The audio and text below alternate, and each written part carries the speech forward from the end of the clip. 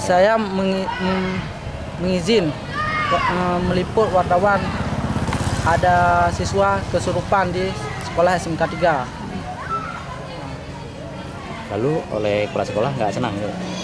Ya nggak senang karena merasa tertekan dengan adanya peliputan kesurupan di SMK 3. Nah, Bapak sendiri udah berapa lama sebagai satpam keamanan di situ?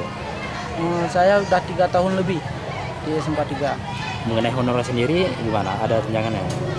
Tunjangannya dari 600 sekarang jadi 175.000 per bulan. Nah, selama pemecatan ini nggak ada insentif apapun? Nggak ada. Saya berharap semoga apa yang terjadi sama saya tidak terjadi sama yang honor-honor lainnya lah di sekolah-sekolah lain.